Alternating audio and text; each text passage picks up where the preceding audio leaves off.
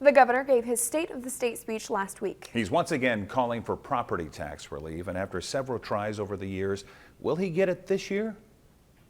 I sat down with the governor for a one-on-one interview. He would like to see about $500 million in new property tax cuts over 3 years. He's been working with senators to establish a framework to make it happen, and he says he's optimistic. But some senators say if the proposal is based on future revenue, what if the state falls on hard times and that revenue isn't coming in? It's all going to be based on revenue. Everything we do is based on revenue. So if the senator is saying they don't want to do tax relief because of revenue, then they shouldn't want to do any spending because of it either. We talked about last spring's devastating flooding, which caused an estimated $1 billion in damage. When it comes to disaster relief, he's proposing $60 million from the state to pay its percentage versus what the federal government is paying. Also, our state prisons, they're another hot topic. He's proposing a wage increase to pay for a new salary plan for workers. But the prisons are overcrowded. By state law, Nebraska must declare an overcrowding emergency if the prison population is not reduced to 140% of capacity by this July.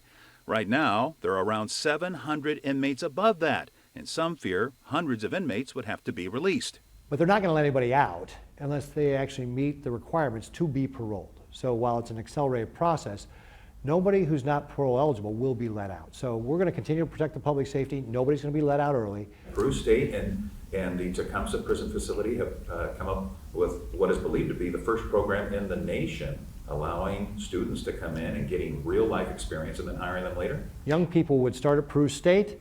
They would earn this corrections management degree, and they would work part-time at TECUMSEH so they'd get hands-on experience, get a 4-year degree, and then we would hire them into that as part of our workforce development to make sure we've got the right workforce going forward to be able to continue to staff our corrections facilities and keep the public safe. And for our veterans, the governor is proposing to eliminate state income taxes on 50% of their military pensions. This 50% tax credit doesn't make us on par with those other states, but is a step in the right direction that says to our veterans, we want you here, come make your career in Nebraska after you leave the service. Right. This last question is the toughest by far. Okay. San Francisco or Kansas City? Oh, that's an easy question. Kansas City. Are you kidding me? It's been 50 years since they've been there. So I'm looking forward to it. I think there's going to be a lot of scoring in the Super Bowl.